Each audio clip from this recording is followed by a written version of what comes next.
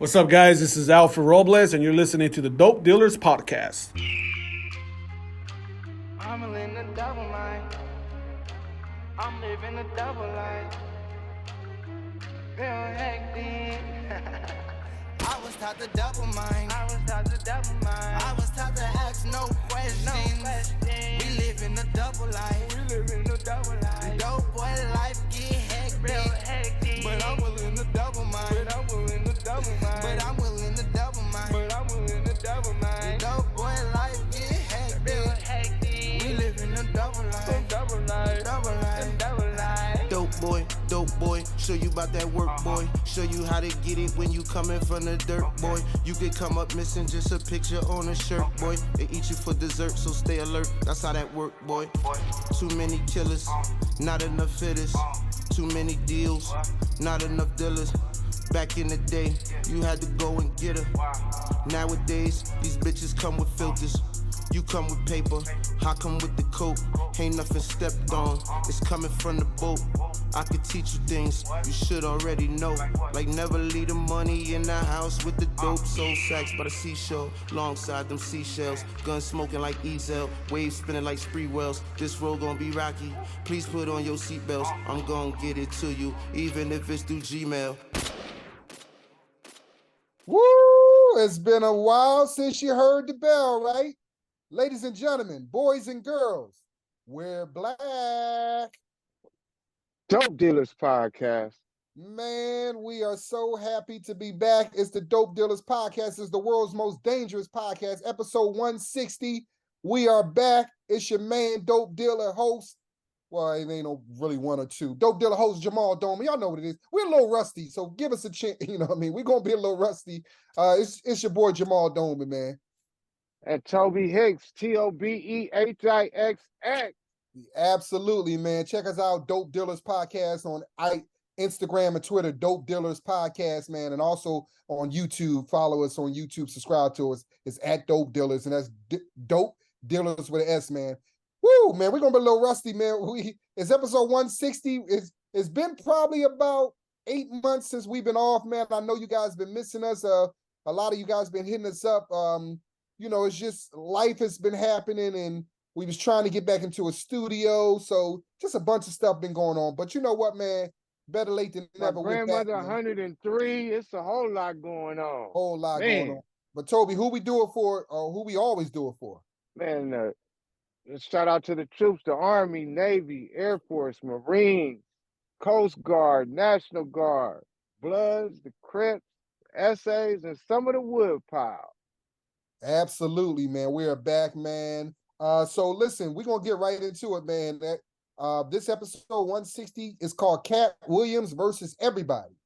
Katt Williams versus Everybody. If you've been living under a rock, you might not have heard the interview heard around the world. The interview that shocked the world on January 3rd. Talented comedian, star. It's our homie. We've known him since he started out.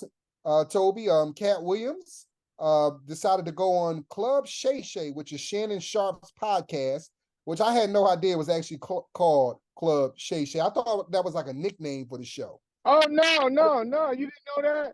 I didn't know that was the actual name for the show. Yeah, but that's some gangster shit. So Club Shay Shay is Shannon Sharp, NFL Hall of Famer, tight end, Super Bowl champion. Shannon Sharp is his podcast. He's been doing it for a few years and had some great episodes, but nothing like this episode he dropped on January 3rd of this year. We started out the new year with a bang, man. The first week was Katt Williams and Super Nigga, the nigga who jumped the judge. That they made the first week popping, man. But listen, so Katt Williams did an interview on Club Shay Shay that's up to 44 million views right now. The last time I checked, it might be up to 45 now. The last time I checked, it was up to 44 million views. It's an interview heard around the world, had everybody talking about it. My mama even called me up, asked me about it, man. And Katt Williams basically woke up and chose violence in this interview. Yeah, he went at everybody, from Kevin Hart to Steve Harvey to Cedric Entertainer to Ricky Smiley to Faison to Ludacris. And we probably missing a whole bunch of other people. Kim Kardashian, he got everybody. I mean, he just went and just gave no fuck in this interview. So basically, we'll start off, Toby. We'll do maybe a minute each. Just give us your thoughts. I'll start off with my thoughts of the interview. Entertaining as all outdoors.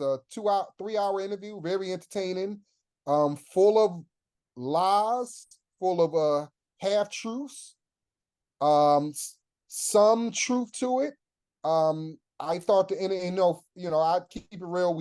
I love Katt, but I thought he was very mean in his interview. I thought it was unnecessary. But he accomplished what he wanted to accomplish. Everybody's talking about him, and we're doing a podcast about it. So that's just my quick thoughts of it. Yeah, it fucked me up too, because I mean I was just like, wow, oh, I mean I could see some of the stuff in it. In some aspect, I feel like, well, damn, like why bring all this stuff out now that a lot of the stuff Katt spoke about, you know, he has said before, and we knew, but just the Exactly. regular general public didn't know about it. And I thought about his tour and the ticket sales, and I said, well, that must have been the reason. Because at first I was like, oh, he shouldn't have done it. But it's like, uh, I'm Yeah, kind of on the fence. Like, damn, I see why he did it and whatever. And to me, a lot of stuff that I heard, I could agree with some of it or whatever, yeah. but a lot of Mhm. it just wasn't necessary. And it's like kind of like, what good is it gonna do just tearing some people down? Right, right, right. I couldn't get into all of that. But it's kind of what you just said. If you've been following Katt for years, this is some of his greatest hits. There's a lot of stuff he's had said before. He's always taken shots at Kev. Always talked about Kev. Was an industry, choice. Some of the stuff is new. I didn't know he had this much venom for Ricky Smiley and Steve and said. But I knew that he had venom for Faison. I knew he had venom for Kev. I knew that it's like you was just talking about the tour. Hey, I've heard them tickets wasn't that tour. Them tickets wasn't doing too well until this interview came out. Now I'm hearing them tickets selling out. So it may be a method to Katt's madness. You know what I mean? Yeah, I mean, I'm sure in his mind, I'm sure Katt thought this through, and I mean, he picked the. What I would like to know is, did he call Shannon to do the interview, or did Shannon call him? I think he Uh, I think he called Shannon because he had a lot to say about previous guests Shannon had on there. So I think he was like, yeah, I want to go in there and set the record straight. you didn't have everybody else. You might as well, you got to have me on. Yeah, because these motherfuckers been lying on me. Um, yeah, it's and this interview has shaken up the comedy world. And as guys, if this is your first time listening to us, me and Toby Hicks are veteran comics. Been in the game for a while. Know everybody. Been in LA for like 25 years, and we know. We remember when Katt started. He was Cat in the Yeah, Hat, late yeah, '90s. yeah. When he got here, We ran together, and we was, when he blew up, we was proud of his success and happy for him and everything. Um, yeah, worked hard. When we had Comedians, yeah, Hollywood Casino, he had a night at the Hollywood. Park in Inglewood. That was a hell of a night he had. Yeah, That he was had one of the foundations where they found him at. I mean, like where he was really able to hone his craft in there. always been funny, always eccentric. Um, this interview has shaken up the comedy world. Comedians are taking sides. I'm seeing it on social media. I'm seeing the comedians who taking Katt's side. I'm seeing the comedians who taking Kev side. What you think about that, Tobe? Well, I can't see taking. I mean, like let's just say those two. I can't. I ain't taking nobody's side because we got. I mean, I'm a grown man, but like if they really have an issue like this or whatever, and Katt want to speak on it, he has a right to say his piece or whatever. And what's blowing me away, not the comedians that are taking side, it's just the general public and Right. the anger. And it's like, I mean, I never really paid attention to a lot of people's comments about certain shit, but I've been just checking out the comments. And it's like all of a sudden, people are really mad at Kevin or they really mad at Katt. And I'm like, damn, how did, I mean, he just spoke about how he felt and it turned into this like real bad situation. I'm gonna break it down from the comedian's point of view. They're always, you listen, there's always gonna be some comedians who feel they on the outside looking in. They're gonna feel Katt represents us. He's on the outside looking in. Kev is inside. Kev is a gatekeeper. He don't represent us. So I think I've been seeing a lot of comics like, okay, I'm fucking with Katt because he repping us. I'm not, but then you got cats who feel like, hey, nah, Kev is not a gatekeeper, or, maybe in not a sense of the way Katt was saying, but this is Kev just worked hard. He had a good agent. And then let's get so that's what I'm looking at. And I think also from, like you were saying, from the public point of view, you always want to have them people, same thing, they're going to take sides. You're going to have just the average person who feel like, okay, Katt rep us. I'm the average dude, man. Fuck Hollywood. And then, Kev represents Hollywood, man. He represents the man. Yeah. And so I think you seeing that. From what I'm hearing, I don't, on Kev's page, I hear Kev would just post a picture, just, promoting something, and the comments, it's bad. People like, oh, you scared of Katt? Katt got you shook. Yeah, it's bad, man. I mean, it's like he can't, like, he posted a picture promoting his new film, and people like, you never posted this much, and blah blah blah. And it's like, yes, he did. Yeah, I exactly. mean, like, it's just kind of out of hand on both sides, and to be honest, like, if I would have been Kevin, I mean, I would have just kind of just let it go. I mean, Katt got a right to say what he want to say, feel how he want to feel. I would have let it go. And one thing I seen, I was like, oh man, Kevin didn't do himself. No, he didn't help himself when last Friday they was on ESPN during the Philadelphia Sixers and the Knicks game. Right, yeah. And, Kev started talking about Katt and he made a few jokes. And then, Harry made a few jokes or whatever, and they just didn't come across well. And that's what I heard. Like, it looked really bad. And it's like, okay, first of all, that's not the platform, because you're on ESPN. Yeah, there's no reason to ruin that situation to speak about Katt or any other, type of deal like that. So if Kev wanted to speak about it, he had a few options. I mean, he got access to any platform he wants in America. So I mean, he could have called Shannon up and said, "Yo, I want to come speak. I want to tell my side of this now." Right. Okay, or or talked about it at his time. But on ESPN, like, that really looked bad. And then I went to X afterwards, and people seen the ESPN when he was talking about Katt and making jokes about Katt owning the New York Knicks and stuff like that. I mean, all it did was open up the door for people to attack him even more. Yeah. That would, I've heard, I seen people online talking about that. This, Kevin is in a tough situation because he, we all know Kev is competitive. He's competitive. He has a short man ego, just like Katt has the short man ego. I wish they can just get in the ring and just box each other. You know what I mean? That's what a lot of people were saying. Like, y'all just need to box. Y'all both the same size. Yeah, you know what I mean? Yeah. Just get in the ring and box each other. But that, let's put it. Kev is not an industry plant. First thing, listen. We know Katt has some jealousy towards Kev. We know this. I mean, he doesn't hide it that well. I mean, he's jealous of Kev's success.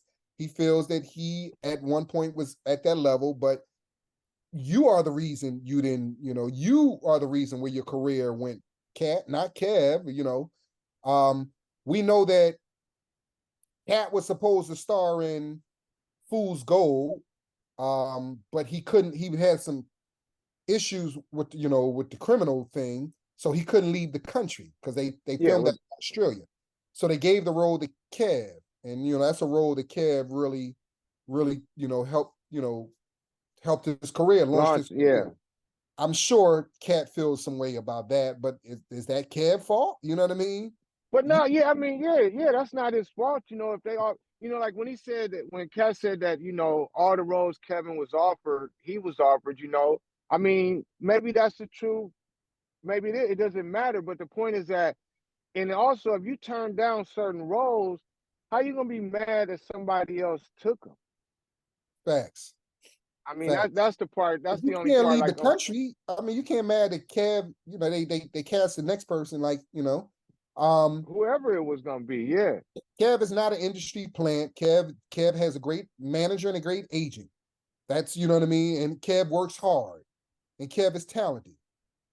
And he knows how to play the the Hollywood game. He knows how to work the system. That's all it is. It's not an industry plant. He said Kev came to LA. No, Kev came to LA with a deal. He went to Montreal and got his deal with ABC. A lot of comedians, happened for a lot of comedians when they was giving out deals in the 90s and the 2000s. So it's not an industry plan. He just, that's what we call that. We call it have a good agent and a good manager. yeah. And I mean, and yeah, I agree, because I mean, we remember back at them in them times, how it went down, and how he came to town and whatever. And yeah, I mean, he had, Katt, he Katt had had he the had same put in work. Yeah. Katt had the same opportunities. Katt, you actually, I found out they had the same manager. Dave Becky was his Katt managers also. So you had the same opportunities. Katt, you was hot as fish grease at one point. You're still hot, but Yeah. you were working. You was doing, like, I mean, but you have to take some accountability, like Ari Spears said. You have to take some accountability, Katt. Like I'm gonna read this is my homie P. Frank Williams. P. Frank Williams is a producer for a lot of shows. He produced for BET. He produced the BET Awards. So here's his, he said, he put this on Instagram. I worked with Katt on the Hip Hop Awards the second time he did it. He ended up getting fired for his wild antics. He was definitely sniffing the Christina Aguilera White Snow at the time. That was the year that we got T-Pain to come in and replace him. No doubt Katt is super smart and genius level comedian. Can't take that away from him. But he is petty and insecure little midget whose own BS prevented him from becoming a big movie star. He's jealous of Kevin Hart and wishes he was as big of a star as Kevin is now. Entertaining ass interview though. Salute to Katt Williams, salute to Shannon Sharp, salute to Cat Club Shay Shay. Those views are stupid. That's from It Pete. and And and somebody commented, a producer who worked with him on it commented, I didn't read her comment, but she was like, man, that was the worst. I guess she was working. I think what happened was Katt got fly with her, and then Katt refused to come out because he wanted her to apologize to him. So the producers, everybody was tripping. They had to fly Dave Becky in and talk some sense in the Katt, but Katt, they couldn't talk no sense in him, so they ended up firing him. And that was kind of the beginning of a lot of his issues, that one, just obviously fighting the little kids, and listen, Katt has to take some responsibility. It's not Steve Harvey's fault. It's not Cedric's fault. It's not Kevin's fault. It's not Ricky Smiley's fault. Ice Cube has put out a statement and said that Ricky did audition for. They did have a Ricky audition for the Pimp. They was just having cats really different roles.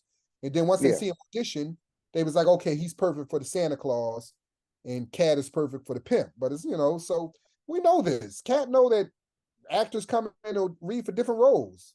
You know what I mean? Yeah, it's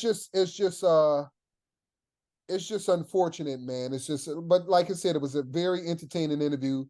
It had some great quotes that's going to be memes, that's going to be known all year round. You're a fat Faison liar.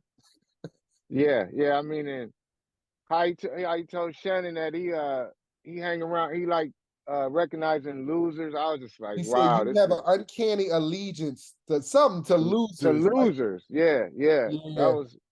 That was hilarious to me. But yeah, so some of the lies, Earthquake, some of it was just mean. Earthquake can read. I do Earthquake's radio show. I see him every day. He reads. He reads all the stuff they give him. Like, come on, man.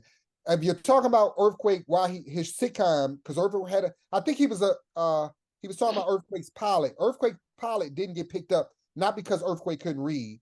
His pilot didn't get picked up because him and the actress that played his wife didn't click. They clash. And Holly Robinson Peete. Holly Robinson Peete, and she talked about his acting skills. Well, Earthquake may not be the strongest actor, so they just and that was years ago. Also, yeah, that was years ago. That was about 10 years ago. So you're talking about, you did not tell Michael Blackson to build the school. Stop lying. You and Mike don't even speak. Mike came up with that idea himself. But you was correct about Steve Harvey.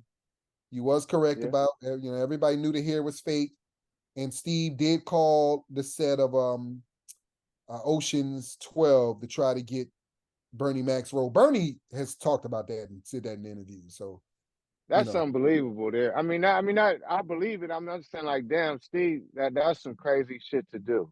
Yeah, Bernie said, I said, Steve, you ain't me. You ain't as good as me, man. You can't act as me. Don't be calling down here. It was mean. Katt should not have mentioned Ricky Smiley's losing his son. Should not have done that. He basically said, why would you, he was talking about like, Ricky, why would you come in here and lie knowing that you just lost a son, and you come in here and lie. He put it in that type of term, but you do not bring that up, and everybody knows that. That's just, it's decorum. You know what I mean? Yeah. What you want to say about Ricky, but you don't bring that up, man. Now, I shouldn't have mentioned his son that passed away. Yes, but so it's, yes, said Ricky Smiley and Steve, yes, they're tight. Because I think at one point they had the same management. So I know they tight. I mean, are they having meetings, the block Katt Williams opportunities? No.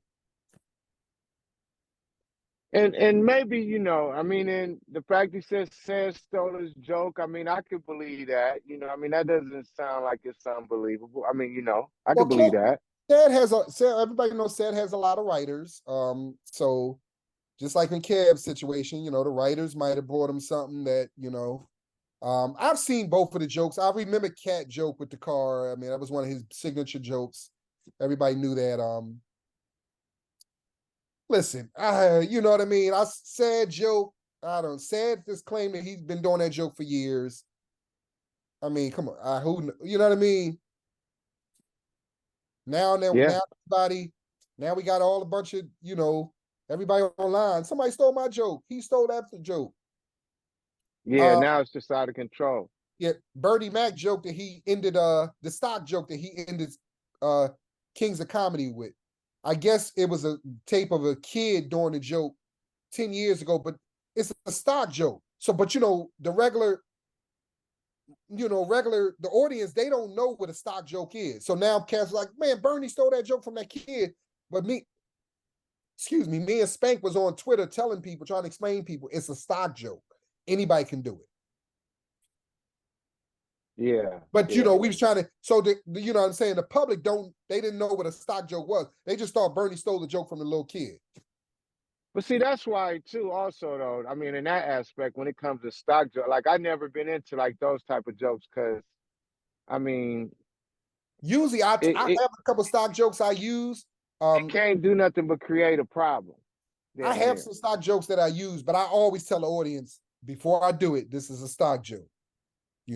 So I got a couple of stock jokes that, I'll bring out here and there, but I always tell it before I do the joke, I tell the audience this is a stock joke. Yeah. And see, people like Michael Collier, they made a career out of it, which is good for them. Michael Collier, he has an uncanny knack of doing those type of jokes well. So it works for him. There's nothing wrong with that. That's just not me, Right. And I was just like, one thing that disappointed me, like at first I was like, okay, Katt, he's speaking his mind. He has a right to do this, and he does. He can do whatever the hell he wants, say what he wants, about people or his situations where they happen. But after a while, it's like it was so much is that I started to feel bad. Like, damn, this shit is kind of hurtful in certain ways.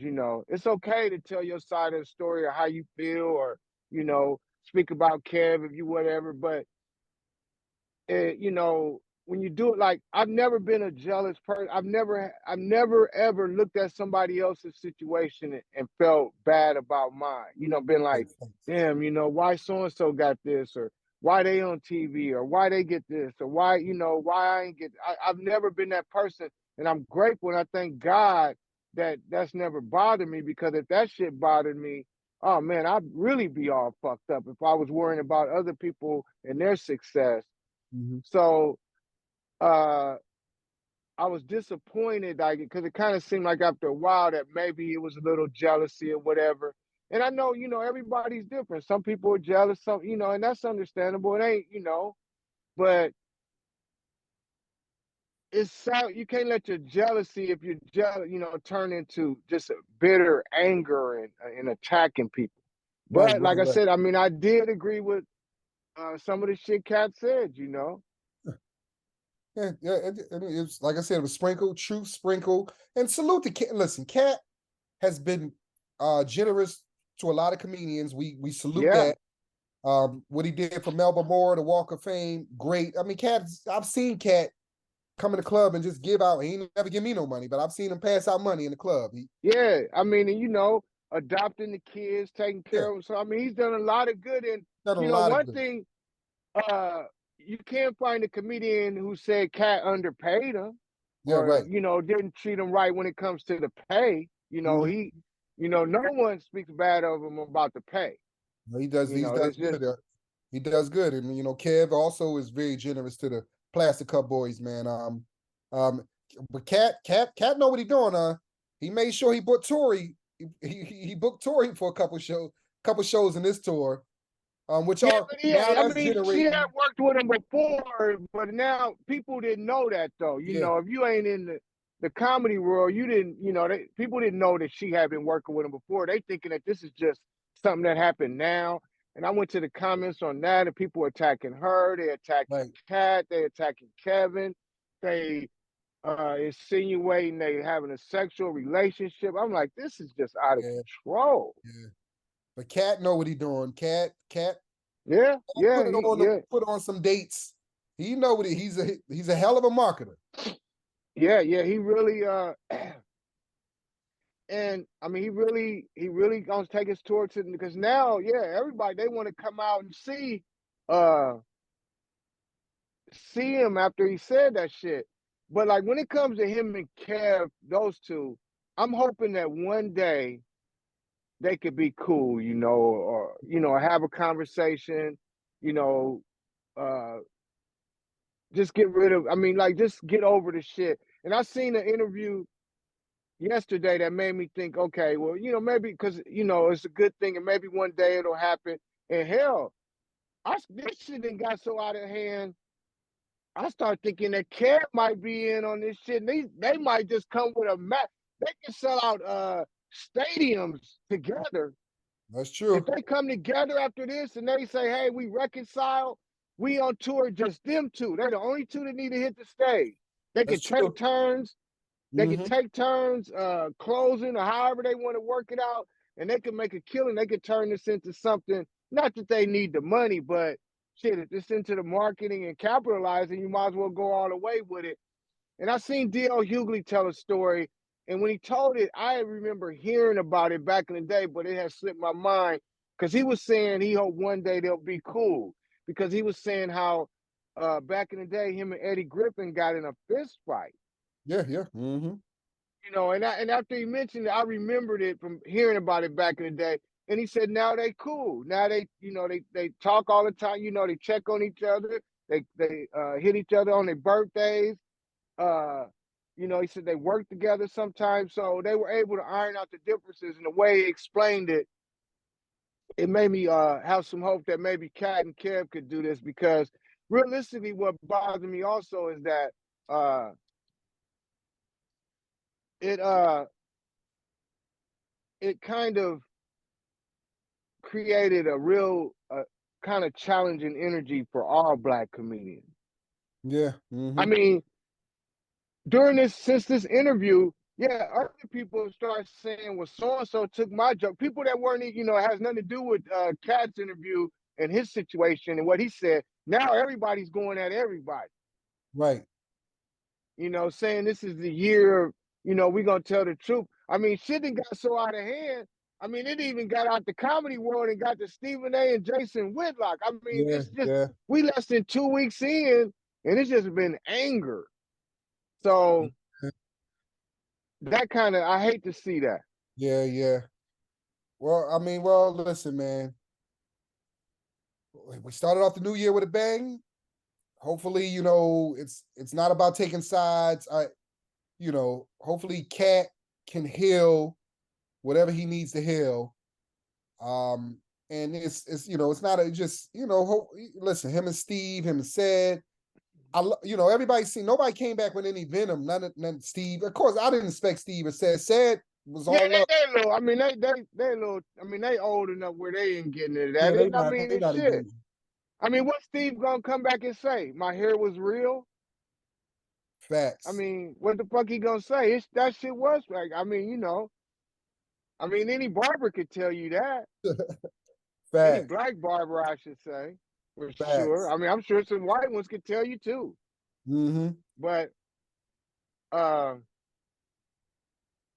I'm looking. I mean, I'm just waiting to see like what's next. Like I said, Kev will probably on his aspect, he'll probably let it go after this. But it's like I don't know why. I mean, I don't know why people are choosing sides. I mean, it's okay to enjoy both the brothers, enjoy Right. their shows, enjoy. I mean, like we don't even all this is this unnecessary venom. Like we don't even. I mean, nobody needs this. Enjoy It's funny. both of them. It's funny. I'll wrap it up on this. Like I made a couple posts.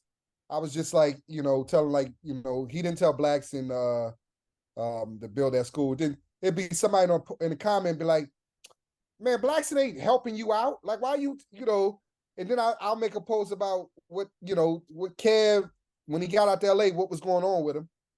Then somebody be like, you all on Kev dick. Like, is he helping you out? Like, damn, it was some girl like, damn, Kev, is Kev doing something for you to like? I'm like, I'm just telling you. I mean, yeah, the truth. I mean, you remember Truth. those days. I mean, you from Philadelphia, he from Philadelphia. Like, Exactly. what the fuck are people talk? I mean, they might not know all of that, but I mean, it's like okay, now if I'm just a guy, like I'm not in the comedy world, I work at Bank of America, and I'm not gonna comment on this bullshit. Yeah. But I mean, everybody. I'm going to comment on it, and I'm in the comedy world, but I definitely wouldn't do it if I was, like I said, worked at the bank or if I worked for the city or was a construction worker, whatever. I'm not going to comment on this shit. Facts. I mean, Well, it blows me away the time that people have that they put in towards this type of shit. But well, like I say, everybody like a train wreck. Don't cars slow down to watch the car wreck? This is a car wreck. This in the world we live in, negativity. If Katt would have did an interview where it was all love and he just talked about maybe his life, the tour, it would have got that shit would got only 4 people that million would have. views. Yeah, only people that would have watched that is Shannon's normal Got normal his viewers. normal people. That's what I'm saying. Negativity. We live in a world where negativity sells. Unfortunately, that's what we live at, man. And this Now, it was one thing pertaining to Shannon too. I want to say is that it was crazy because this Shannon started catching heat because people were like, "Why you didn't stop him from talking this and that?" And then, like Shannon said, Shannon was like, "Well, when I had the people Cedric on and Steve and the other guests on, I didn't stop them from talking." exactly. So it's like, People they don't stop who from talk. I mean, let that man talk. I mean, you know, I'm happy for Shannon though, because Shannon, he always has come across as a good brother, this and that. And I know people that know him and they say he's a good dude. So I'm happy for him. I mean, this shit is so big with Shannon, and now how his podcast is going to be that I was watching like MSNBC the other day, And there was a brother on there, and he said that Joe Biden was having problems, connecting with black people, whatever. And his exact words, he said, if I'm Joe Biden, if I was working with Joe Biden, I would tell him right now, you call Shannon Sharp and you get on his podcast and tell people what you're doing. And I was like, wow. I mean, I was like, that's how big Shannon shit gonna be. Shannon will be able to get any guest he ever wants now. I mean, he already had access to everybody. Yeah. He's a Hall of Famer. I mean, not too many people are gonna turn down Shannon Sharp if he asked them to be on the podcast. But now it's just next level. This man, I mean, and it made a lot of sense. They're saying like Joe Biden needs Shannon Sharp right now. Wow. Like that's how serious this shit is afterwards for Shannon. That's how much, I mean, because this captivated people. I mean, it was people who didn't even really, who barely knew Katt, who don't have nothing to do with comedy, don't really pay attention to Kevin, Steve said. They don't know who Faison is, but they tuned in. They heard about this shit and they tuned in. He's a fat Faison liar. All right, so we're going to wrap it up on that, man. We appreciate everybody listening, man. We are back, man. We're going to be back. We're going to try our best to drop episodes every week, man. With some new ideas, some fresh shit, some hot guests. It's time to turn it up to the next level. So we're going to get back into the studio too, man. What you got going? You got anything coming up, Tobe? February 3rd. I'm at Rolling Hills Casino. That's in Calusa, California, Northern Cali. February 6th at Casa Torres in Silmar. February 9th at DeSecchio's Italian Restaurant in Clovis, California. And February 10th at AG Theater in Inglewood, California, with the homie D Bev and everybody. So come on out, check out one. If you in the city, you say you in Northern Cali, Rolling Hills Casino, you in Fresno, Clovis area, the DeSecchio's Italian Restaurant on February 9th, and Inglewood on February 10th. Absolutely, man. And you can check me out, man. I'm going to be on I'm doing Screw the Rules at the Stand Up Comedy Club in Bellflower next Friday, January 19th. You can come check me out on that, man. And then the next day, January 20th, I'm doing a Yaman Comedy Lounge on Melrose, man. And then February 4th, I'm back at Chocolate Sundays. February 4th, Chocolate Sundays at the Laugh Factory, man. We appreciate everybody listening, man. Follow us at Jamal Doman, Jamal Doman. At Tobe Hicks, TOBEHIXX. Absolutely. Instagram, Twitter, all that stuff. Even on TikTok, man, at Jamal Doman. Dope Dealers Podcast, at Dope Dealers Podcast on Instagram and Twitter, man. Follow us on that, man. We still got the phone number, Tobe, or? Yeah, 818-335-2065. 818-335-2065. Give us a call. Need any veteran comedians for booking, clean comedy, dirty comedy, we there for you. It doesn't matter. Absolutely, man. Absolutely. We tell the truth. We don't tell no fat Faison lies. All right. We out, man. Funny. Peace out. Dope dealers.